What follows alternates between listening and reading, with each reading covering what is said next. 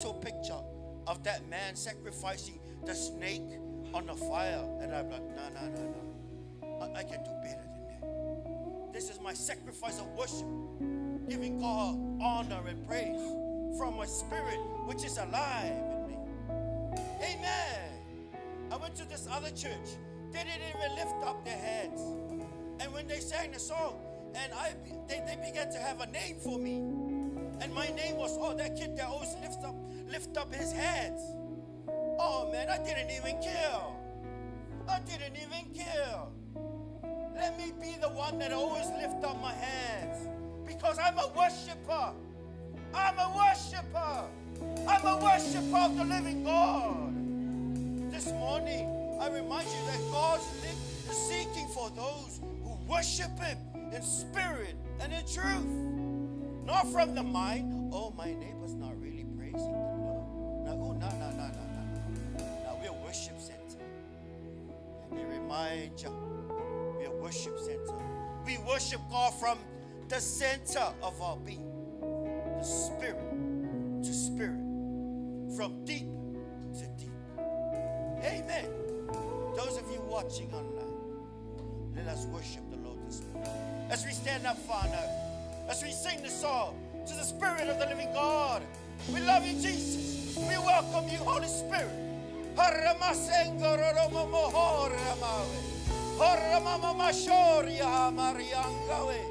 Hallelujah. Jesus, we love you. Spirit, we welcome you. Spirit, we welcome you. We'll bow down and say you are God. Every man will bow down and say you are King. So let's start right now. Why would we wait? King of glory, fill this place. I just wanna be with you. I just wanna be with you. Yes, the world will bow down and say you are God. Every man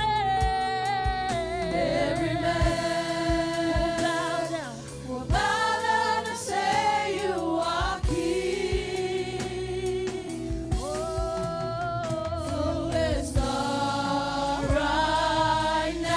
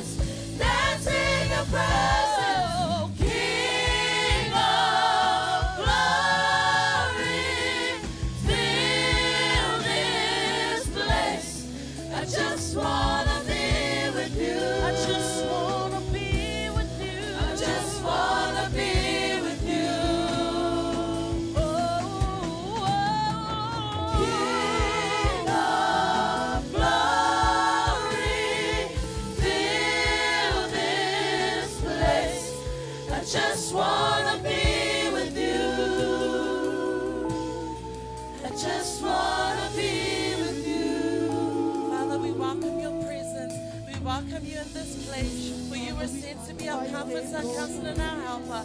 We cannot do this without you, Father God. We cannot do this without you, Holy Spirit. Holy Spirit, we ask that you pour your presence into this place. Touch every heart that has come into this place. Every broken heart that has walked in here will walk out feeling filled with you, Father God. Every heart that has come that is empty, Father God, will fill the Holy Spirit with you. We welcome you into this place. We welcome you into this presence, Father God. We welcome you as our special guest. Thank you for being here. Thank you for being here, Holy Spirit. Thank you for being our awesome guest. Thank you so much for your angels that is here to fill your chairs, Father God. Thank you for what you're going to do. We're excited to be in your presence. We're going to enjoy your presence, Father God. We're going to enjoy your presence. We're going to enjoy you, Father God. We're going to enjoy you, Father God. We welcome you. We thank you, Father God. Glory, fill this place. I just want to be with you. I just want to be with you. Now, why don't you lift your hands and give a clap offering to our Father this morning? Why don't you lift up your hands and give a mighty clap to our Father this morning? Hallelujah. Hallelujah, Father God. We thank you, Holy Spirit. And as we enter his gates with thanksgiving and his courts with praise, Psalms 118 declares, you are my God, and I will praise you. You are my God, and I will exalt you. Give thanks to the Lord, for he is good. His love endures forever. Church, there's so many things to be thankful for. There's so many things to be grateful for. Let us remember God's goodness. Let us remember God's faithfulness. Let us remember God's love upon us and his grace and mercy. As we sing this next song, prepare your hearts to give thanks to our Father. Prepare your hearts of thanksgiving. Yes, Lord. Yes, Jesus. We will remember. Yes, Father, we will remember. We will remember. We will remember the works of your hands. Yes, Lord. Yes, Jesus. We will stop and give you praise. For great is thy faithfulness. Yes, Lord.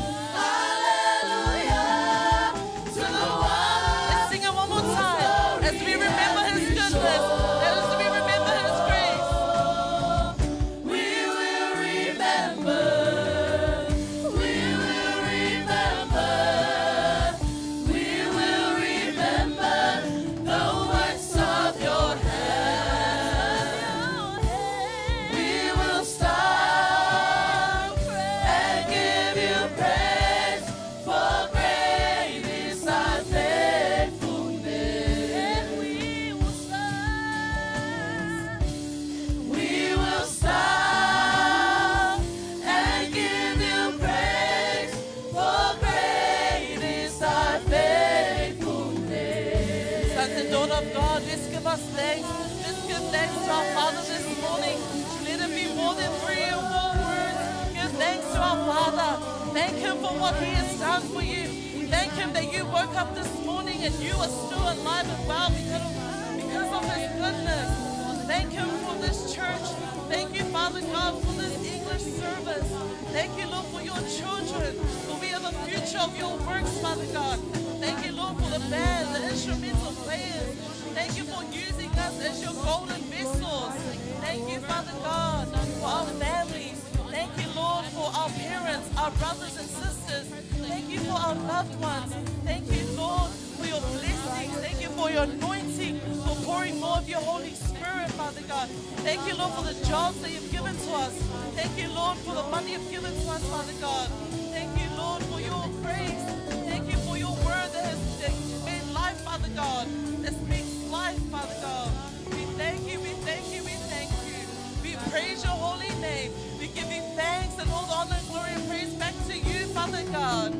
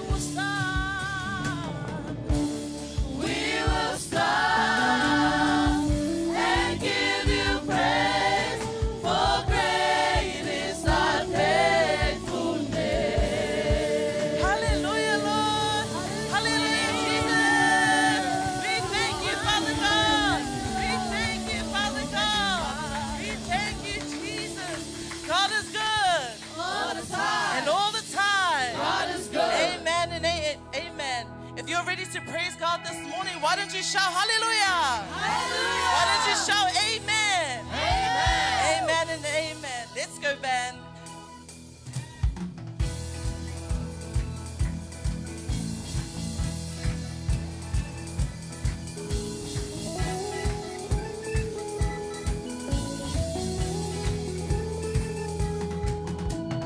Wandering into the night, wanting a place to hide.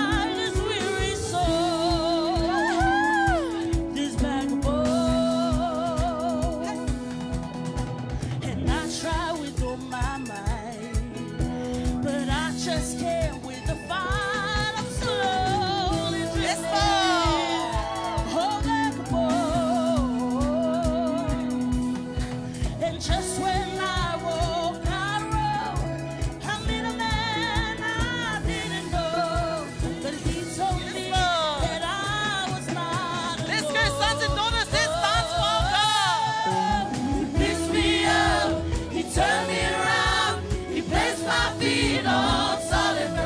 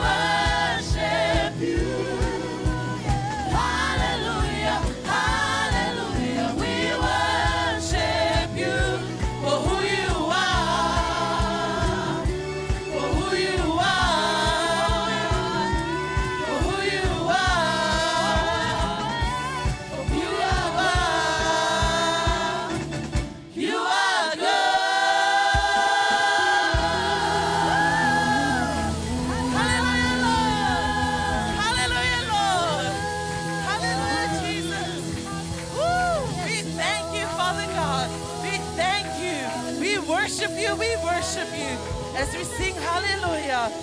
Hallelujah. As we enter His Holy of Holies, prepare to worship our Father this morning. Stay connected. Don't lose your focus on Him. Hallelujah, for the Lord God Almighty reigns. Hallelujah, Lord. Hallelujah, Yes, Father. hallelujah, for the Lord God Almighty reigns. Hallelujah, Father God.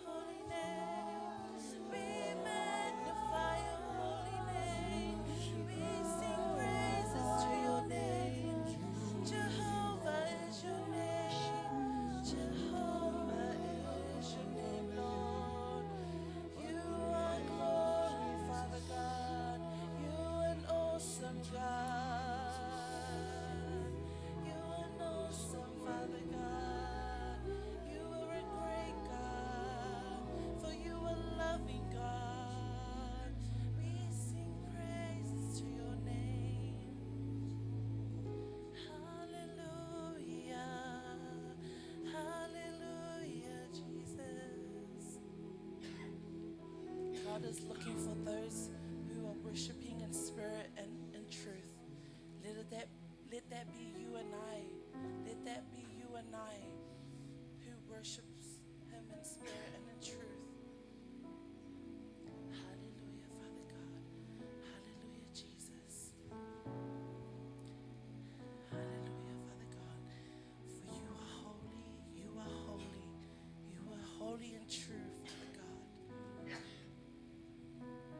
And we're making that our declaration, Father God. For you are holy. You are holy, holy. Lord, there is none like you. You are holy,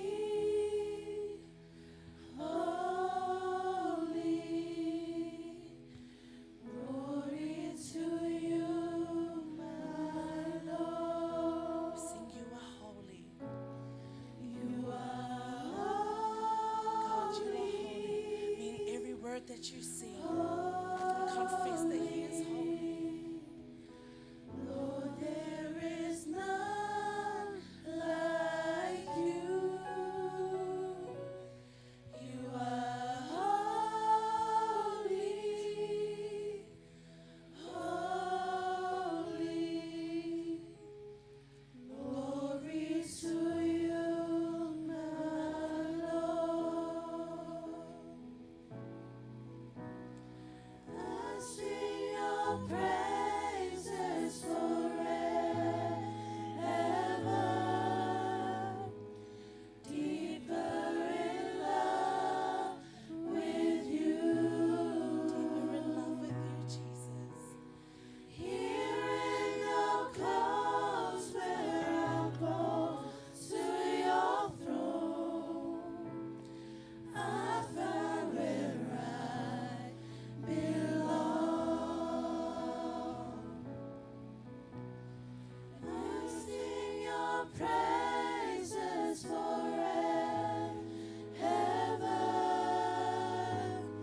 deeper in love with you. Here in your close where I'm close to your throne, I found where I belong. I found where I found where I belong. Father, we found where we belong. We have found where we belong, and that's in you. That's in your arms, Father God. We sing praises to you. You are a holy God, holy and true. Holy and true, Father God. You are the King of kings and the Lord of lords. You are our Master, our Majesty. You are the Anointed One. We find in your presence, Lord, we find peace. In your presence, we find joy. In your presence, we find your love, Father God. Everyone else will fail us, but you won't, Father God. You will never leave us nor forsake us. You are the true living one. You are the true living God. Jehovah is your name. You are Jehovah Jireh, Jehovah Nisi, Jehovah El Shaddai and Adonai. You are Jehovah Sikenu. You are a mighty God. You are a mighty God who does marvelous things, who does wonderful things in our lives, Father God. We love you because you first loved us. Hallelujah, Lord. Every knee in heaven and on this earth and under the earth shall bow before you, and every tongue shall confess that you are Lord. For you are Lord, Father God. You are Lord. our promise keeper, the light into the darkness. Glory be to you, Father God. Yes, Lord. We love you because you first loved us. We praise your holy name, Jesus. We thank you that you are an awesome God. Thank you that you are a great God. Thank you that you are a loving God.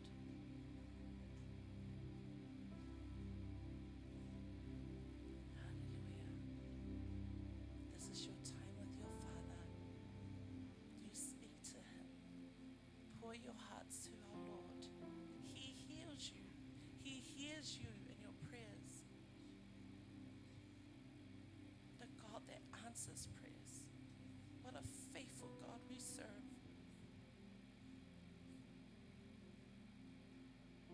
Yes, Lord. We enjoy your presence, Father.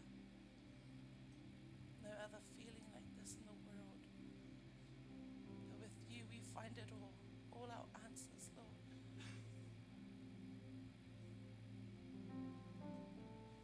Yes, Lord, we exalt your name. We exalt your name, Father.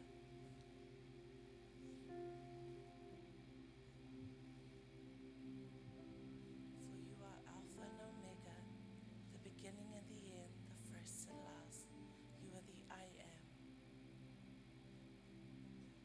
Yes, Lord. Hallelujah, Lord.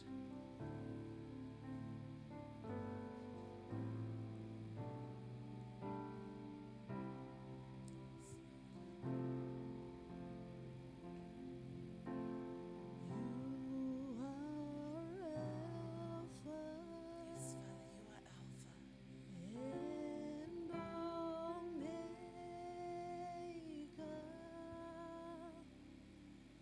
Yes, Lord, we worship you.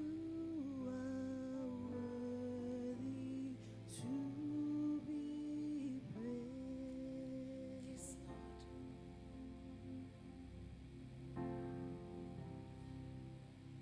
You are Alpha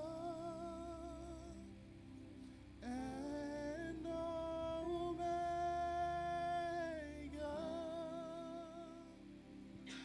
We worship you, our Lord. You Yes, Lord. are You are worthy to be worthy praised. to You are worthy to be praised, Father God.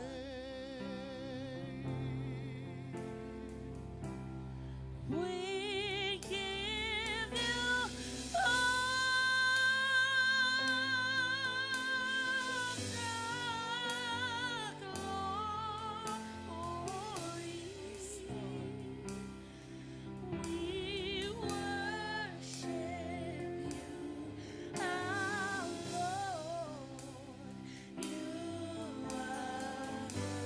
Let's sing You Are Alpha and Omega.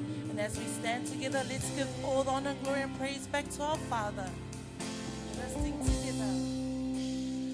You are Alpha and Omega. We worship you, Jesus. You are Alpha and Omega. As we give you all the glory, as we give you all the honor, glory, and praise back to you, Father God. For you deserve it all. For you deserve it all. We give you all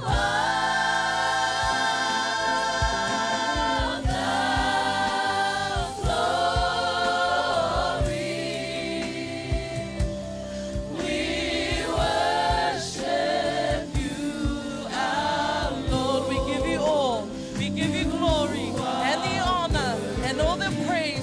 Church, let's sing out. Let's pour our hearts and give our praises to Him.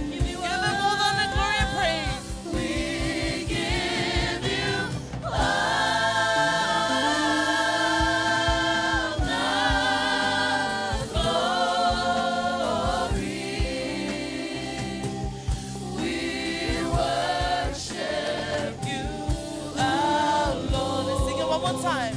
You are worthy to be praised. We give you all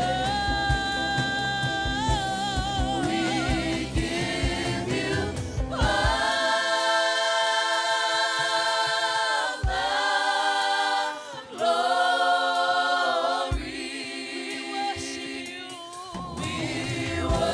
Sing it one more time as we give him the glory. Hallelujah, Lord. You are worthy to be praised. We give you all. We give you all. We give you all the glory. We worship you, our Lord. You are worthy to be praised. You are worthy to be praised. You are worthy to be praised. You are worthy to be praised. Hallelujah, Lord. All honor, glory, and praise back to you, Father God. We praise your holy name, Jesus. We praise your holy name, Jesus. Thank you, Father God. We have danced and sung for you, Lord. Let it be a sweet sound to your ears, Father God. Be with us for the rest of this service. Let your leading of the Holy Spirit go before us. In Jesus' name, and every saint shouts, Amen. And amen.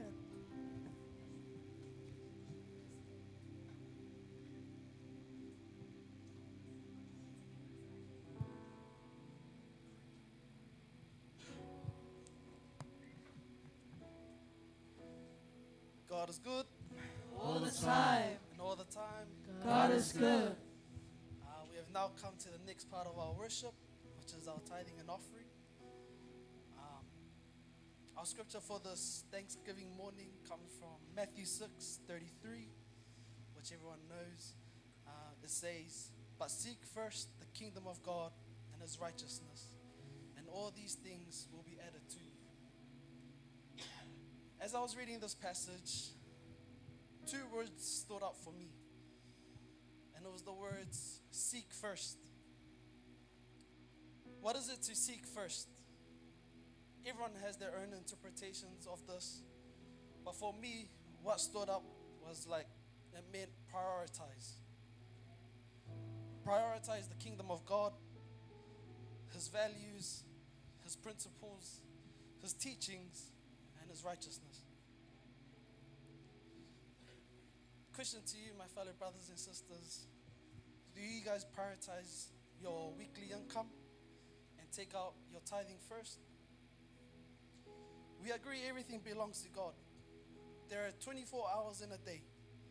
Do you give your first 10% of your day to God? Which is 2 hours and 40 minutes. Or is the first thing you do when you wake up is grab your phone and check your social media? I say this not to shame you, but to encourage and to change our mindset. Because too many times we say God first, but our actions don't match. We have all heard the famous saying, actions speak louder than words. So, when you wake up in the morning, prioritize your time with God and He will bless your day. When you receive your weekly income, prioritize your tithing and offering first, and God will bless you financially. Basically saying, when you make God your priority and you prioritize His time, His teachings, His kingdom and His values, He will take care of your needs and your worries. So may God bless you as you tithe.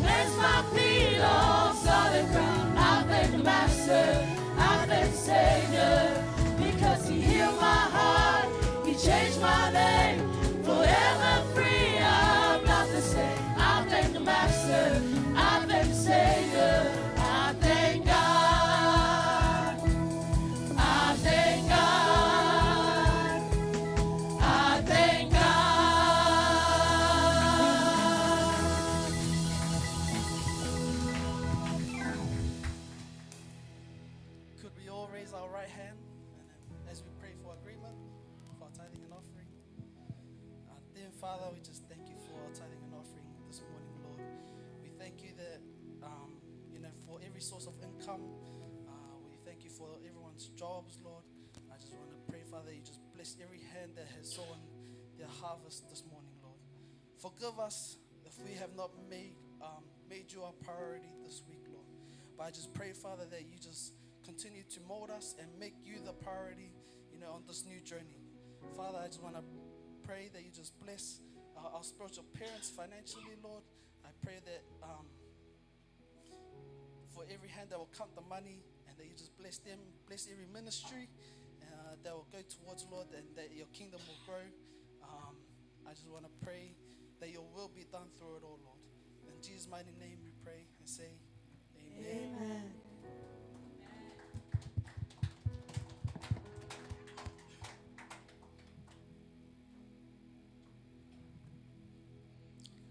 Hallelujah. We are still in the presence of the Lord this morning. We are coming to our communion. Today that we are standing together in the presence of the Lord, celebrating the goodness and the faithfulness of God throughout the year to your life and my life. We have achieved some of what God has already appointed us to do. Coming this morning, we have to do it like a Thanksgiving service to acknowledge the goodness of God. Whatever the Lord has done in this ministry, in your life, in your family, at work, in school, we have to acknowledge that before God.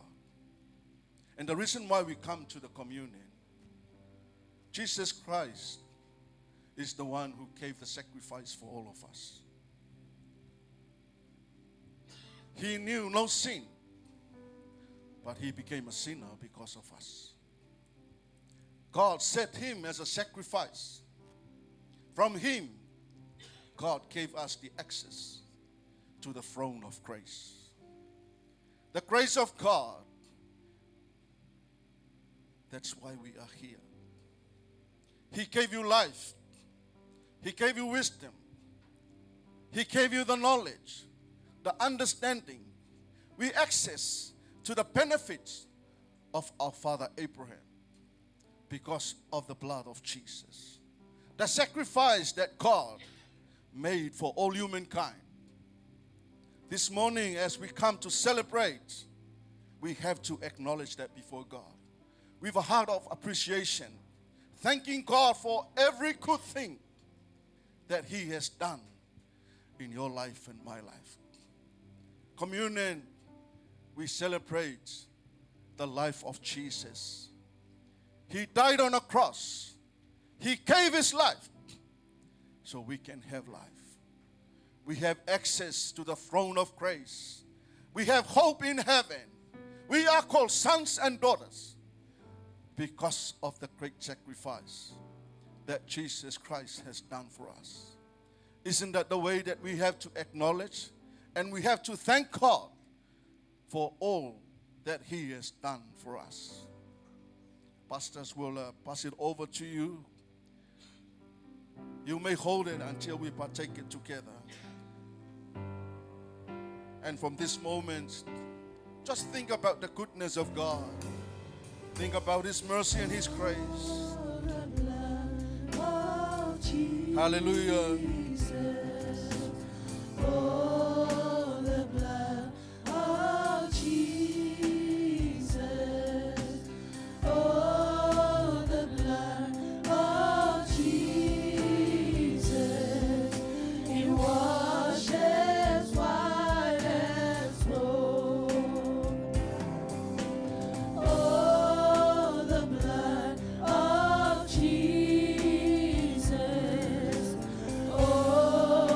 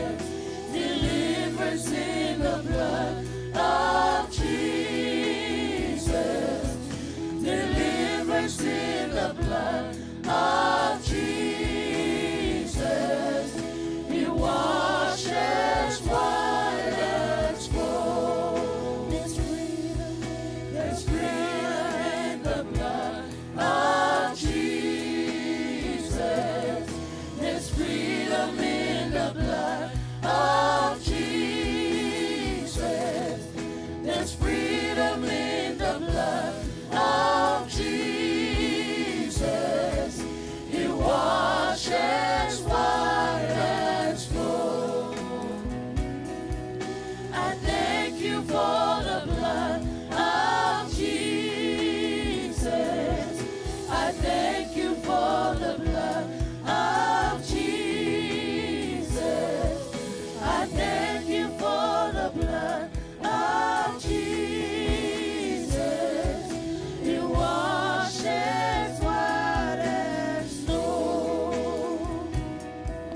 I thank you for the blood of Jesus.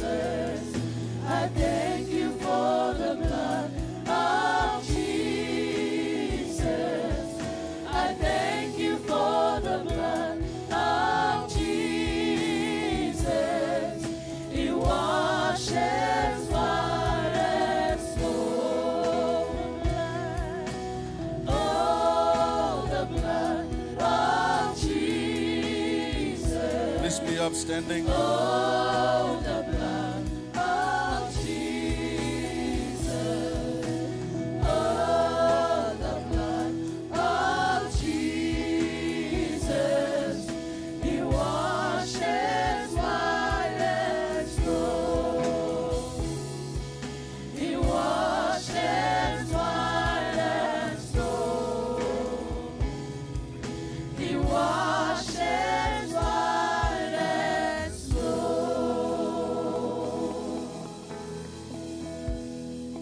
Hallelujah. According to the book of Hebrew 4:14, 15, 16. Seeing then that we have a great high priest who has passed through the heavens, Jesus the Son of God, let us hold fast our confession. For we do not have a high priest who cannot sympathize with our weaknesses, but was in all points tempted as we are, yet without sin. Let us therefore come boldly to the throne of grace, that we may obtain mercy and find grace to help in time of need. That is what Jesus Christ has done for us. He is now sitting at the right hand of God. As a high priest, he is doing what he is doing for all of us. We obtain mercy and find grace to help us in time of need. This morning we have to thank God and acknowledge that before him because of what Jesus has done for all of us.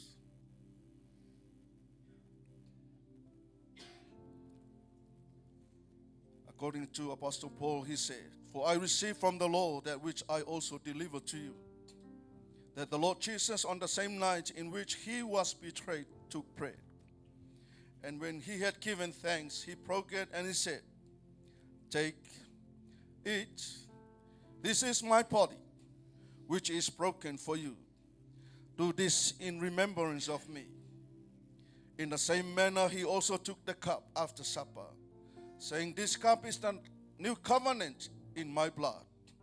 Do this as often as you drink it in remembrance of me. For as often as you eat this bread and drink this cup, you proclaim the Lord's death till he comes.'" Father God, we thank you for the blood and the body of Jesus Christ that was shed on a cross for all of us.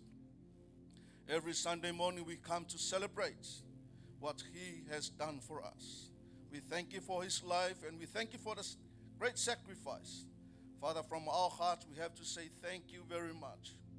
Thank you, thank you, thank you, thank you, Lord Jesus. Thank you, Father God, for the great sacrifice. Bless the body and the blood of Jesus. We are about to partake it. In the name of Jesus, you may partake it.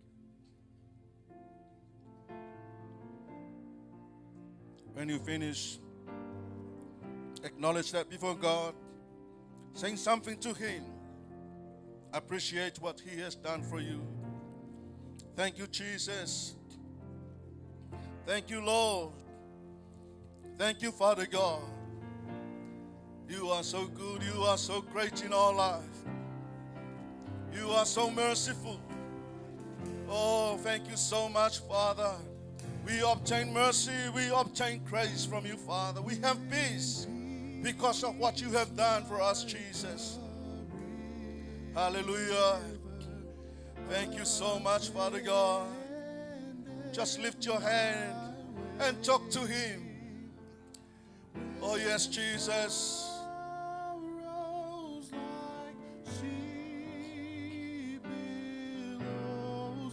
Hallelujah.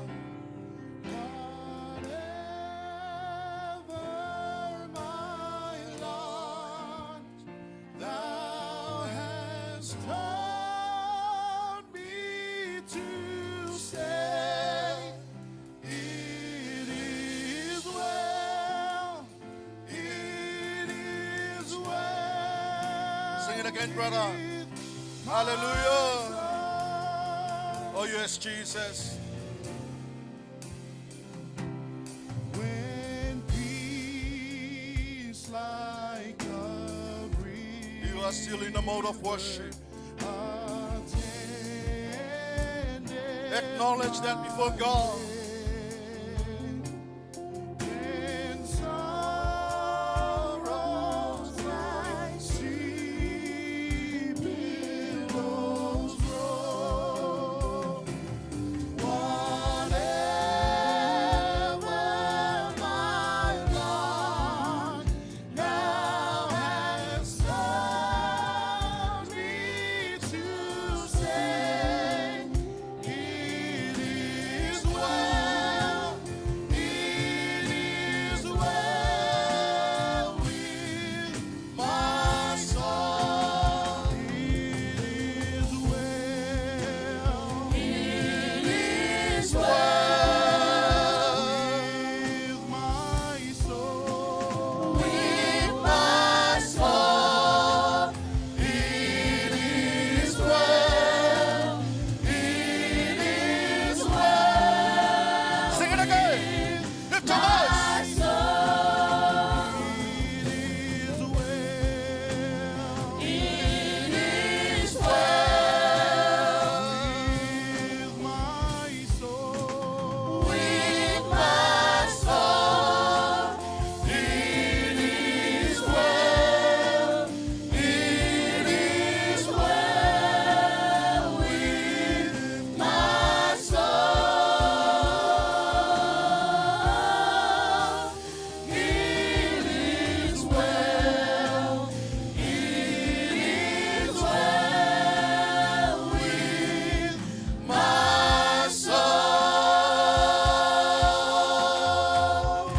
Put your hands together.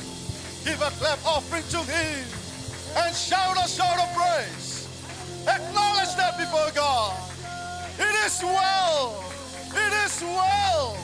It is well with my soul. Oh, yes, Father God. We acknowledge your goodness and your faithfulness, Father. We praise you and we honor you. Hallelujah. You can talk to God right now. Speak to Him. Kuramasu kohoto sete. Karara mama mayoko shia. Kayara mandare hoko sete. Speak to God. Speak to God. Kuramaso hoko shiara mande. Gidere sete. Gidere sete. Kuramato kohoya sete. Ikere shuana mayanda. Kuria baba yeke sete. Kuria mama mayeke sho. Kitere sokoro sanda. Ikere sere mama. Uria mama mayoko sharada.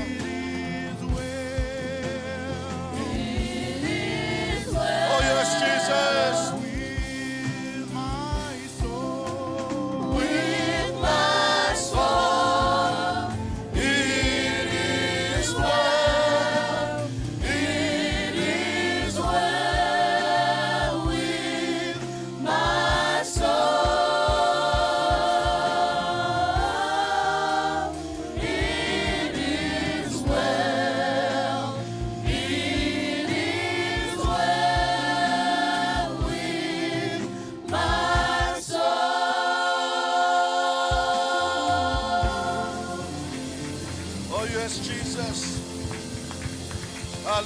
Lord.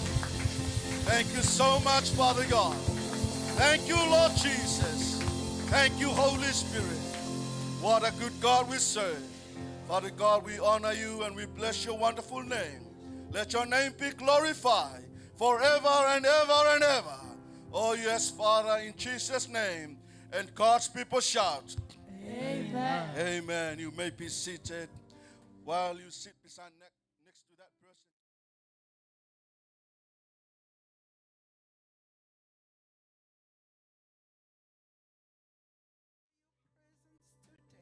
Today, we thank you for the Holy Spirit, our helper.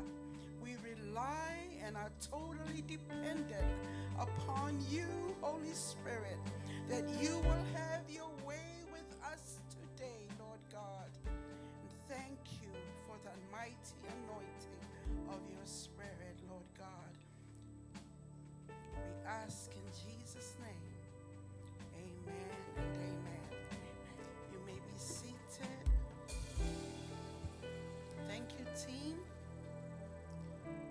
Hallelujah. Well, I just want to greet you in the name of Jesus. Talofa lava, good morning. Greetings to Pastor Vui, Benny, and his good lady, Lena Levi, the leadership, and every one of us here in this hall today. I also want to greet our online viewers, our friends, family, church family, and everybody who is watching online this morning. So today, we just finished celebrating the commemoration of Jesus' powerful resurrection last Sunday. And I just wanted to speak along those lines today because even though his victorious resurrection happened more than 2,000 years ago, but it affects every part of our lives. It affects every fiber of our beings.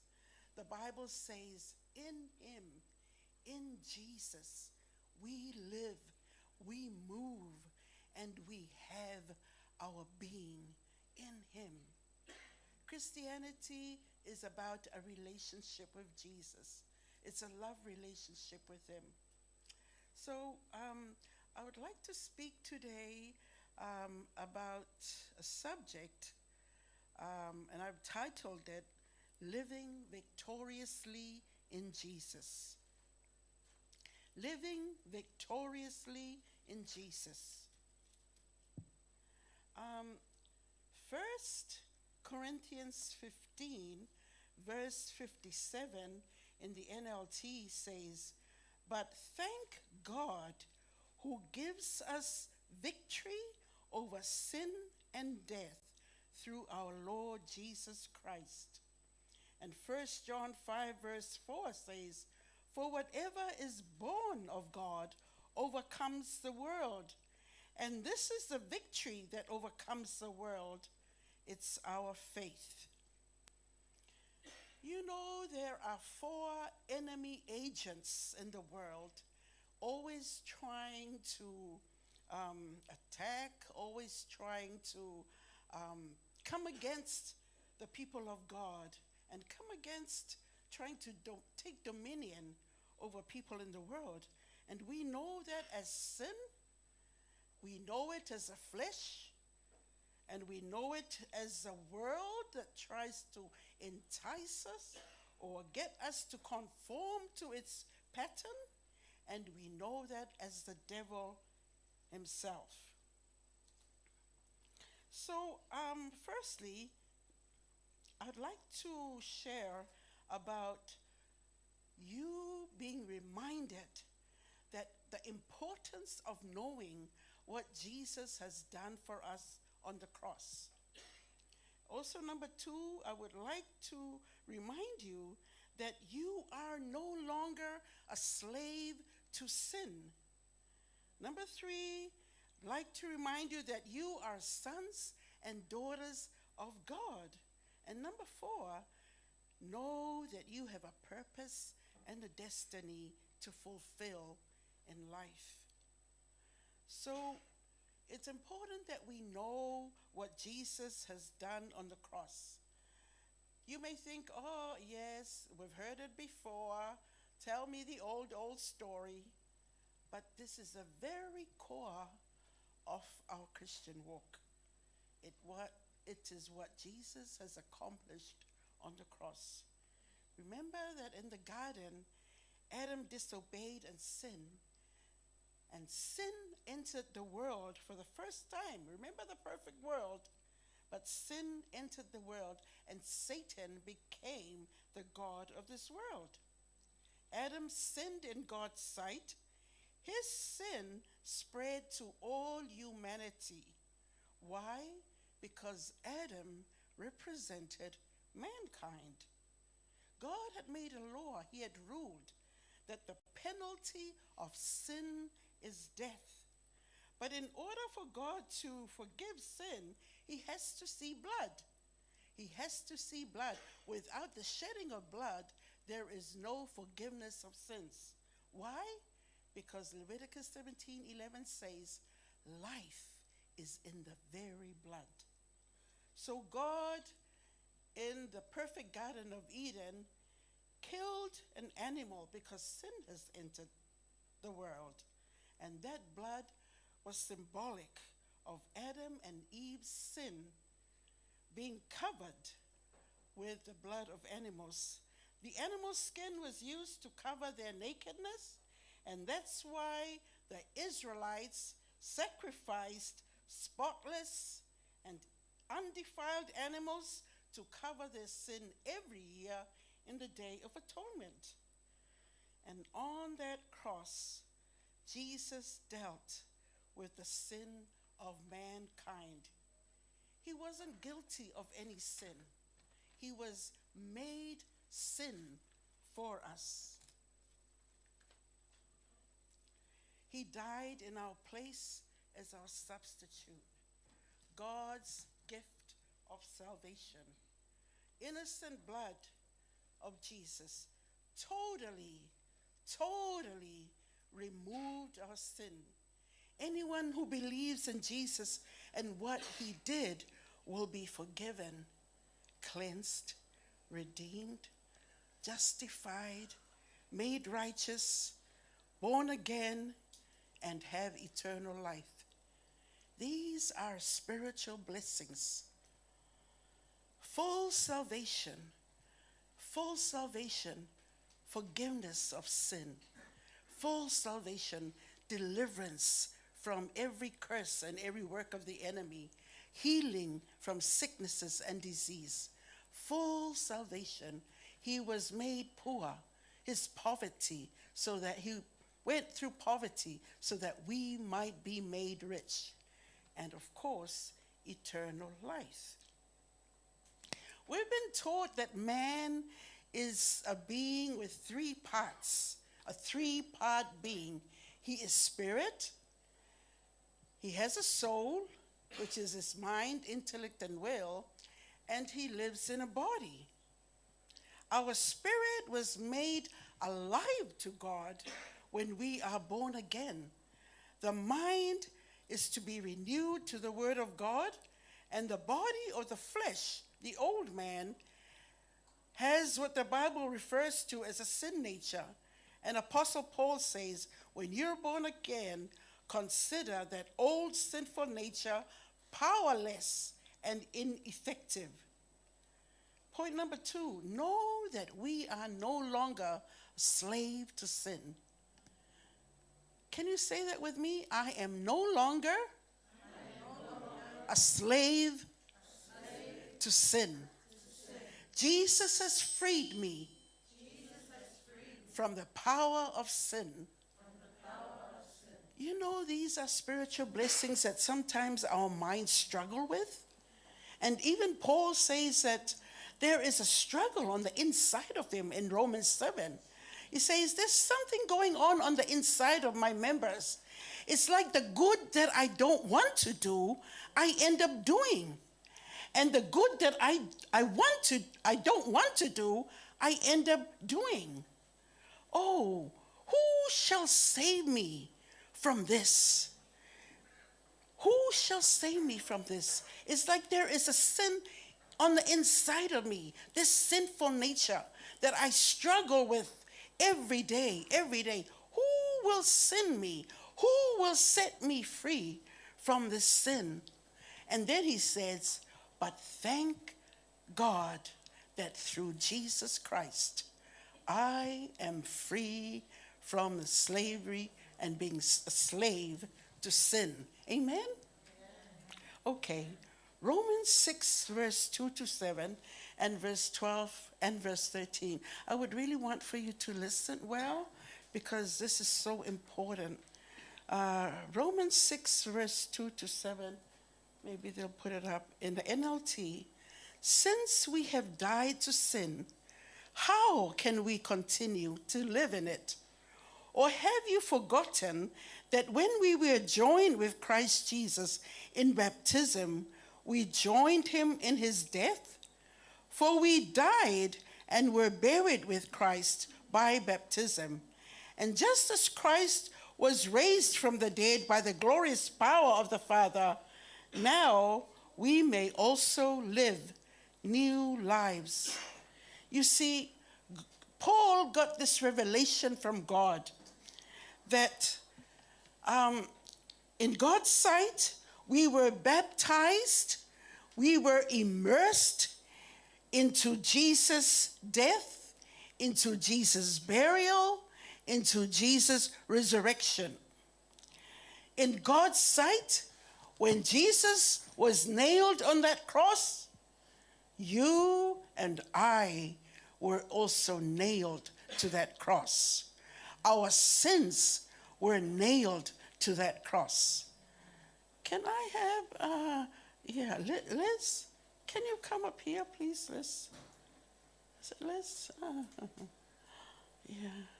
Can you come up here, please? This guy, is it Levy? Oh, yeah, that's all right. Can I have one more guy, a volunteer? Can you show, Banapa, can you show the picture of the cross, please? Let's come this side from Mulmole. So in God's sight, when Jesus was on that cross, you and I were also crucified with Jesus. Can you show the cross, please? There. When Jesus was hanging on that cross, say, I'm Jesus. Liz and Chris? Liz and Chris. And humankind, the human race, were also nailed, their sins were also nailed to that cross. That's what it means by baptized. We were baptized into Jesus' death. We were immersed into Jesus' death. We were identified with Jesus' death. And then when Jesus was buried in the tomb, do you have a picture of the tomb, please? When Jesus was placed in the tomb or in the grave, Liz and Chris and all of humankind, we were also baptized. We were also immersed. We were also identified to Jesus Christ's burial. All our sins were buried there in that grave. Yeah. And then, do you have a picture of eternal life, eternal like a throne in eternity? And then when God raised up Jesus from the dead, guess who he raised up? Who did he raise up as well?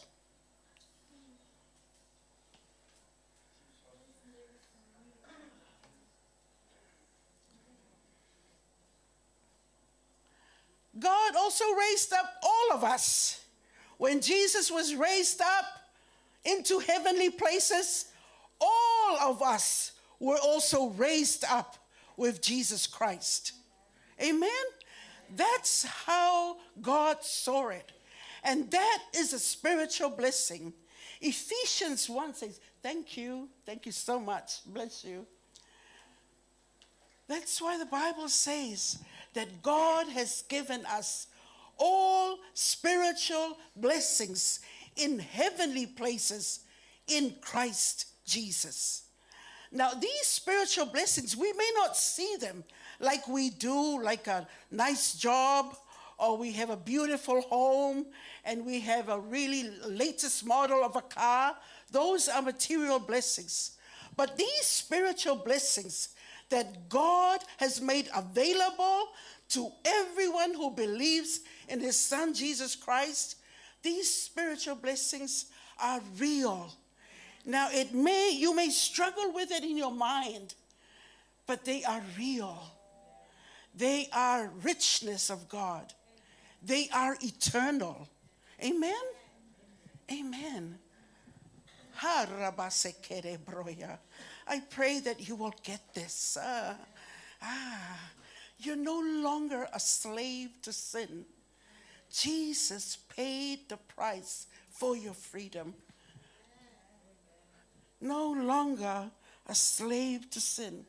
When I was just preparing the word, this thing really came up like the Lord kept on bringing up the sin, the sin nature, that God has done away with the sin nature, that you are partakers of his divine nature. Now, sin is still prevalent in the world. The flesh still wants to do its own thing. That's why Paul was saying also that this is a struggle on the inside of me. The body, the flesh, the old man, call it what you will, always wants to follow his own desires. The spirit of man, where Christ Jesus lives, the Spirit of God lives, always wants to follow after God. So there is this struggle on the inside of us. The spirit and the flesh, the body, the flesh wanting to do its own thing. It doesn't care whether it's sin. As long as it's a desire, it's a good feeling, the flesh wants to do it. But the mind, the soul, which is your mind, your will, your intellect, the mind that is renewed to the word of God will say, enough. Flesh, get under my feet. Flesh, you follow after the Spirit of God. Flesh, you obey the Lord. Flesh, you're dead to sin. Sin has dominion, no more dominion over you. We are dead to sin. How can we continue to live in it? Have you forgotten that when we were joined with Christ Jesus, we joined him in his death? We died and were buried with Christ by baptism. So, verse 3 says, we joined Jesus in his death. Verse 4 says, we were buried with Christ by baptism. When the glorious power of God raised Jesus from the dead, we also were raised into everlasting life. Verse 5, since we have been united with him in his death, we will also be raised to life as he was. We know that our old sinful selves were crucified with Christ, so that sin might lose its power for our lives, and we are no longer slaves to sin. Jesus has paid the price for sin, and he has set us free from sin.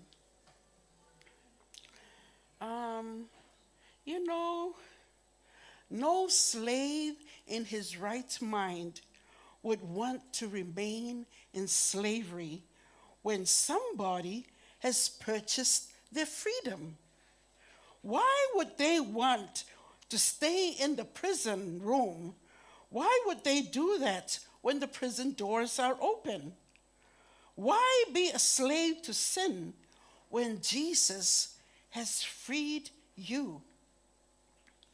Why be a slave to sin when Jesus has freed you from sin?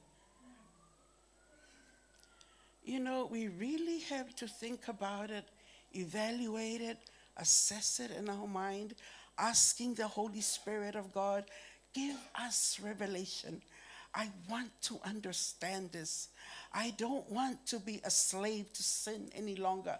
Christ has prayed for my redemption.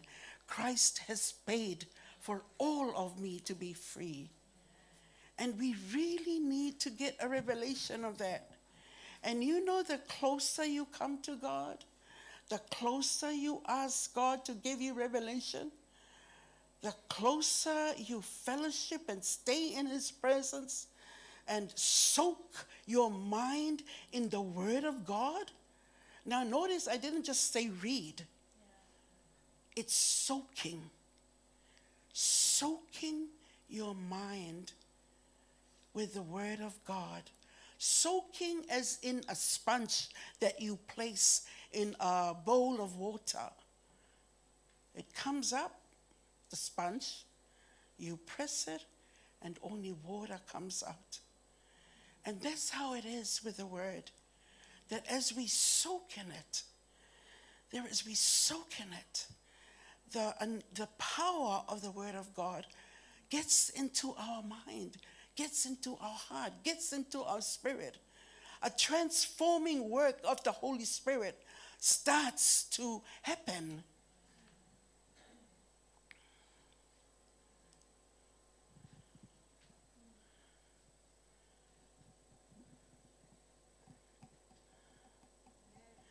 You're no longer slaves to sin.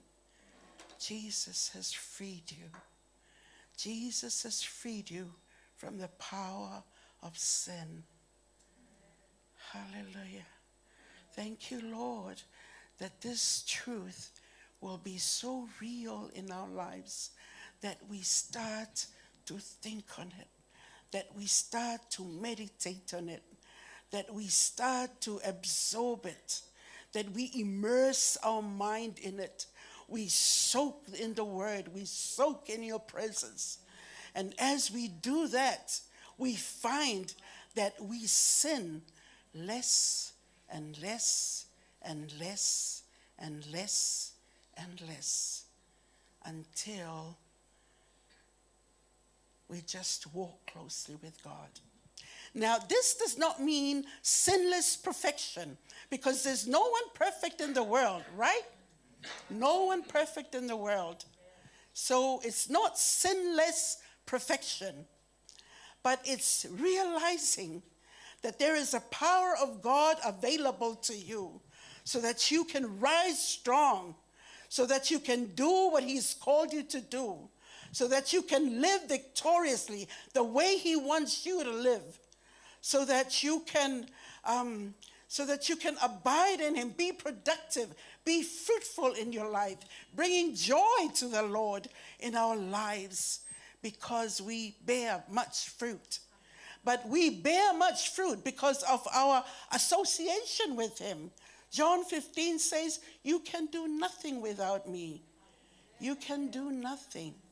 But as we abide in the vine, as we connect with the Lord, as we associate with Him and have that intimate relationship with Him, we desire sin less and less and less until we can say that, you know, our lives bring such joy and our lives bring such, you know, joy to the Lord. Amen. Hallelujah. Why would a slave to sin, why be a slave to sin when Jesus has freed you? We can have many answers to that. I answered that as a lack of knowledge, a lack of understanding of what Jesus really did on the cross. And it could also be doubts and you questioning the truth and the reality of this.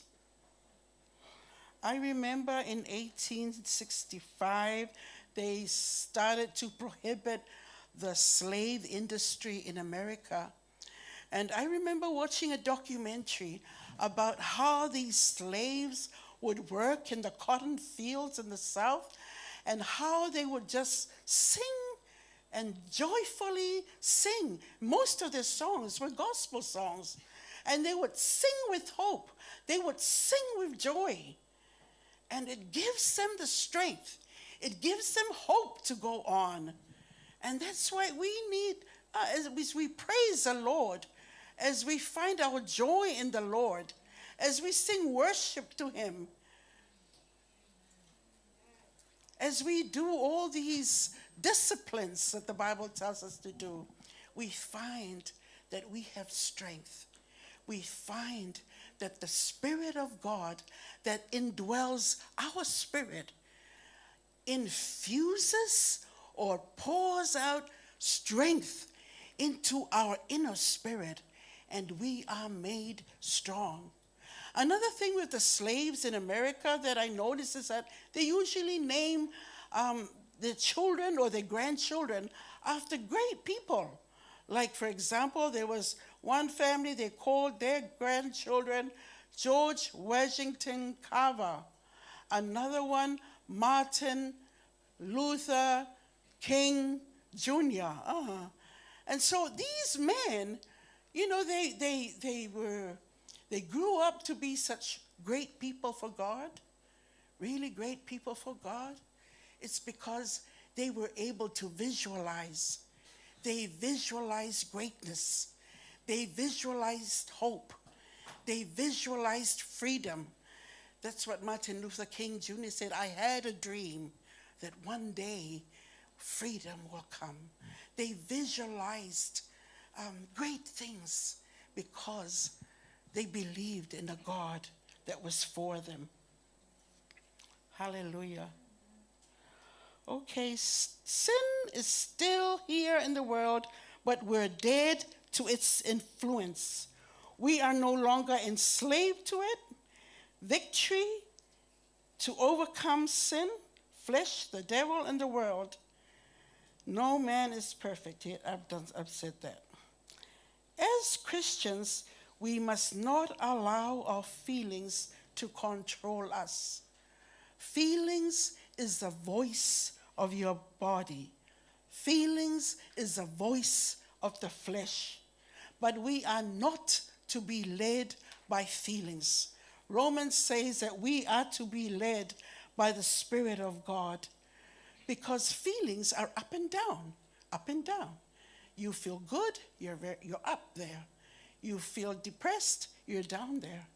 But we're not to be led by feelings. We are to be led by the Spirit of God.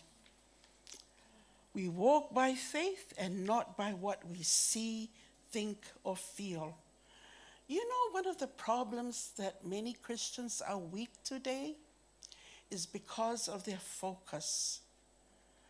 We are too conscious of the natural world, and we lose focus of God.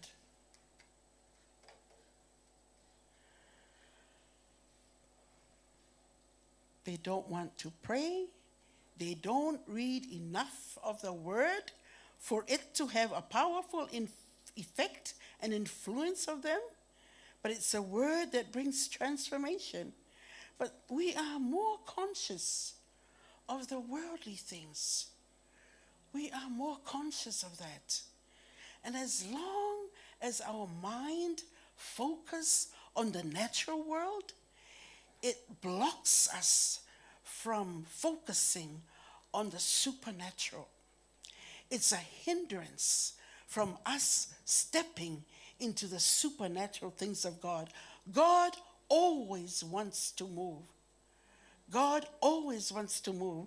But people of God are too much focused on natural things. Too much focus. They're too conscious of things around them, of their surroundings. It's like their surroundings is more real to them than the spiritual realm and the supernatural realm.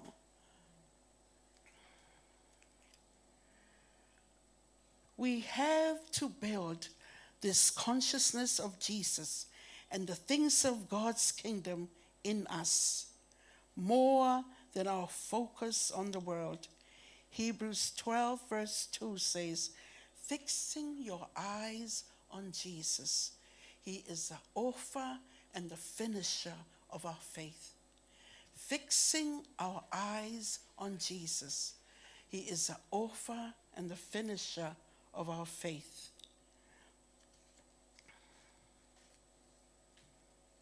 Hallelujah. When sin tempts us, we have the power to stop it. We have control over it by faith. You have control over sin.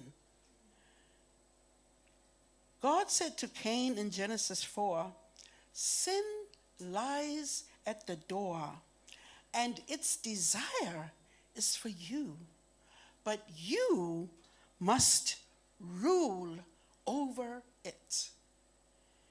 You must rule over it. But you're not called to do it alone. It's always with Jesus. It's always with the Holy Spirit who comes alongside you to help you, to guide you, to counsel you, to intercede for you, to stand by you, and to be your intercessor. Amen? But if we commit sin, thank God, what do? The Bible says just repent. Repent. Repent and confess your sin to God. 1 John 1:9 says, if we confess our sin to him, he is able and just to forgive us our sins and to cleanse us from all unrighteousness. Verse 12 says, still in Romans 6, do not let sin control the way you live. Do not give it in to sinful desires. Do not let any part of your body become an instrument of evil to serve sin. Instead, give yourselves completely to God. For you were dead, but now you have new life. So use your whole body as an instrument to do what is right for the glory of God. And Romans 6:14 says, sin is no longer your master. For you no longer live under the requirements of the law. Instead, you live in the freedom of God's grace. It means that the grace of God is ever flowing towards you. The grace of God is available to you to help you, to encourage you, to help you practice and to exercise that faith, to help you take control of the sin that tries to snare you. Let us therefore come boldly before the throne of grace, that we may obtain mercy and find grace to help in time of need. God's grace always flows to us. It's always for us. It's always available to us 24/7. And we have to practice and exercise our faith in Christ. Okay, point number 3, we're sons and daughters of God. We have a new identity in Christ. Amen? Yes, can you say with me, I am a child of God. I am forgiven. I am accepted. I am loved with an everlasting love. I am a spiritual house. I am righteous. I am holy. I am an heir of God and a joint heir with Jesus Christ. I am bought with a price. The Holy Spirit lives on the inside of me. I have the mind of Christ. I have all things, all spiritual blessings in heavenly realms in Christ Jesus. I am the head and not the tail. I am prosperous. I am healed. I am an eternal being. I am an ambassador of Christ. I have been predestined to do great deeds for God. I will rise up. I will rise up. I will rise up. This is my moment. This is my time. This is a time of my rising. I answer the call of God. Hallelujah. Hallelujah. Hallelujah. That's who you are. You know, the devil tries to steal our identity from us. We hear about identity theft, where they steal personal information from people so that they can do evil things and do criminal things so that they could use your personal information against you for their benefits. And so the enemy too tries to steal our identity by making us doubt what the Word of God says that we are and who we are in Him. But you have to know who you are in Christ, that when the lies come, but you can stand up and speak the truth. This is who I am. This is who I am. This is who I am in Christ Jesus. I am loved. I am forgiven. No, I'm not a loser. No, I'm not a failure. No, I'm not, I do not think suicidal. No, I am not depressed. Hallelujah. We hear on the news so much depression, so much mental illness in the world, so many people facing fears, so many people being anxious about their jobs, so many people being afraid. What's coming next? Where am I going to get the money to pay for this bill? Where? What's going to happen? I'm afraid. I'm fearful. I'm anxious. I'm in stress. I'm stressed out. But you know what? God is the answer. Jesus is the answer to every need. If we will get a revelation of that, if we will believe that, we will be successful. Joshua 1, 8 and 9. This book of the law shall not depart from your mouth. You meditate on my word day and night, that you may obey what it says you should do. And then you will be prosperous. And then you will be successful. Amen? Amen. And it's stupid to the world. It's silly to the world. This world, there is a liberal thinking in the world where they think that, that the scripture, the Bible, and everything, the things of God, everything relating to God is outdated. That is liberal thinking. And I remember looking at the questions that the young people were giving to the leadership. And one particular question that I remember seeing was somebody asking a question that said, how can a young man, how can a man and a woman, a boy or girl, it goes something like that, how can they conduct themselves in this modern world?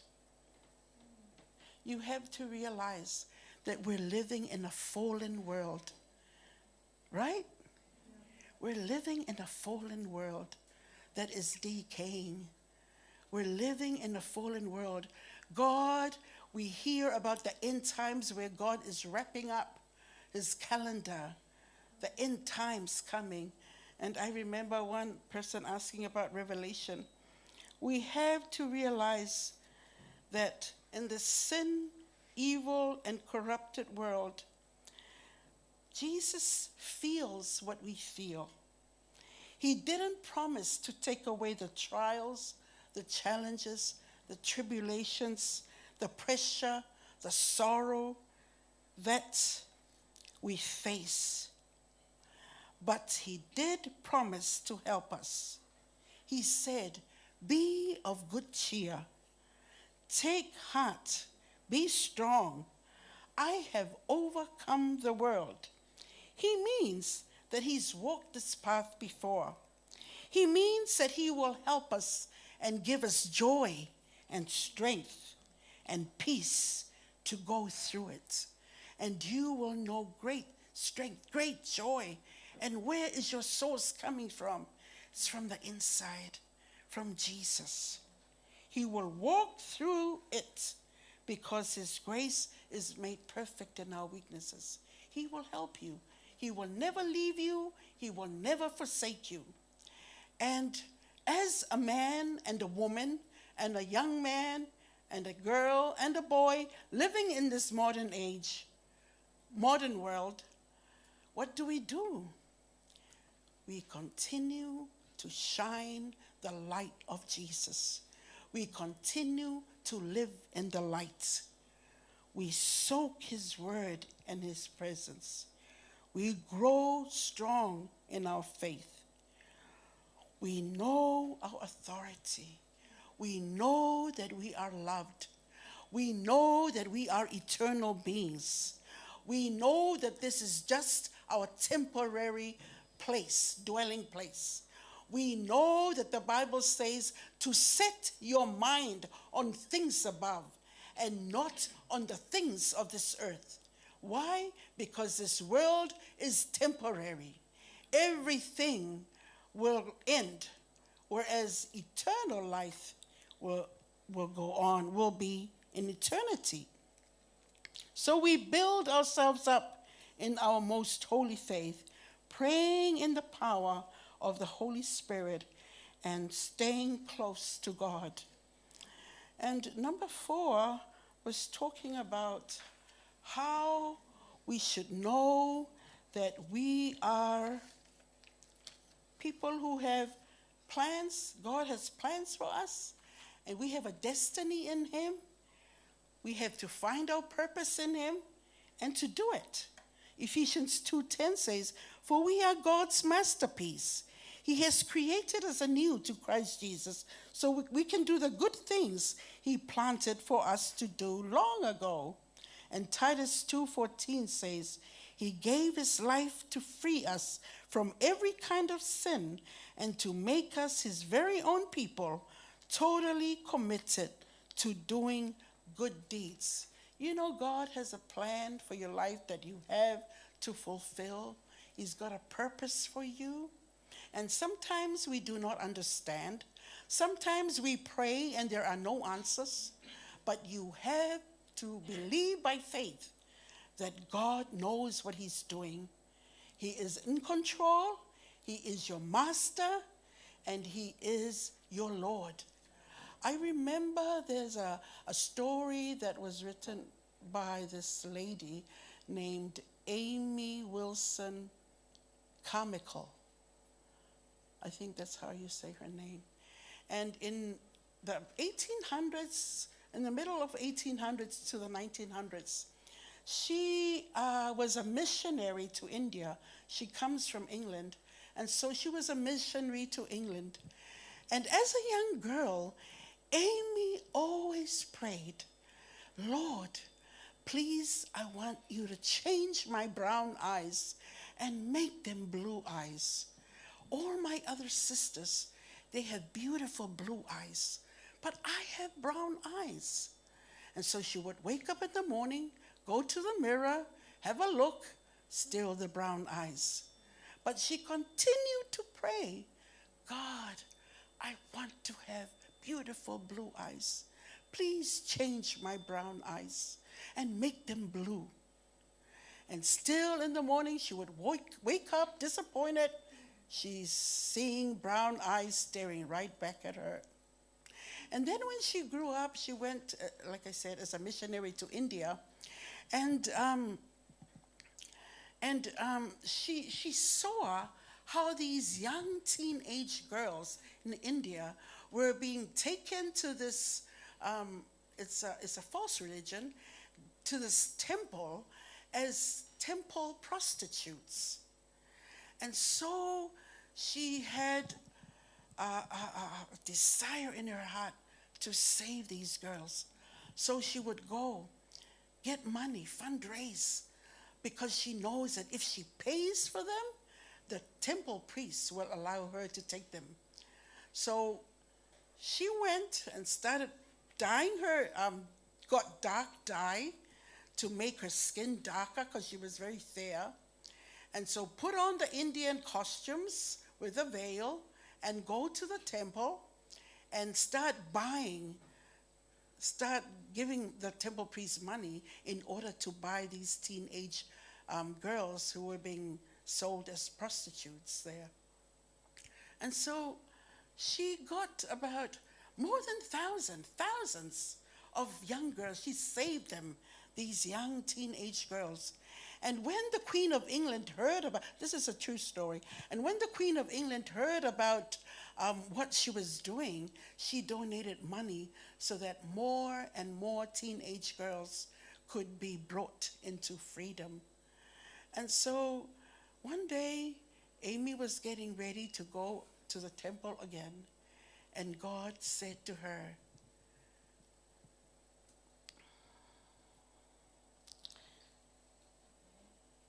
this is what God said, "That's why I gave you brown eyes, so you can save these souls, so you can save these girls." Because if she had come in to the temple with blue eyes, they would recognize straight away that she was not an Indian, that she was a foreigner, and ban her and stop what she was trying to do. And so sometimes, so she said thousands and thousands of girls. And these girls would also go fundraise, get the money, and go back and trade, give the money for these other teenage prostitutes at that time in the 19th century. And so, you know, God's purpose for us, God's plans for us, they're great plans. He said, plans to prosper you, never to harm you, plans to give you hope, plans to give you a future. We may not understand all of them, and sometimes it's like we expect something and something comes up, but always know that your God knows what he's doing. He's in control, and it's always for your good, always for your hope, always to give you future, give you blessings. Amen? Amen. So I just wanted to end with that story. Living a victorious life in Jesus, living victoriously in Jesus asks that we draw closer to him, that we know his word, that we are familiar with his Holy Spirit, that we know our identity in Christ, that we know that we are no longer a slave to sin, that we know that we have a purpose in life, that we grow in our faith. This is a victory that overcomes the world. It's our faith. This is a victory that overcomes the world, even our faith. Revelations 12 verse 1, that we know to bleed the blood of Jesus, that we know to make our confession and our declarations. It says we overcome Satan by the blood of the Lamb and the word of our testimony. Amen? Amen. I pray that you will be encouraged to live victoriously in Jesus. It's like it's the same pattern. It's the same thing that is preached every Sunday. your obedience to God, your love for God, you're honoring God, you're hearing His word and doing what He's asking you to do. Hallelujah. So can we please be upstanding?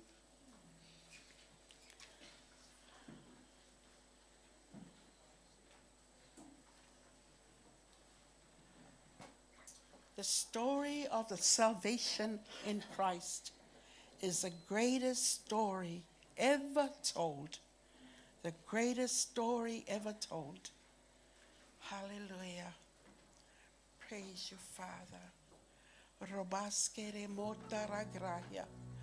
Robastere grotakaya. Roboskere broyaya. Ondoro koskarabrayo. Father, I pray that your people may know the extent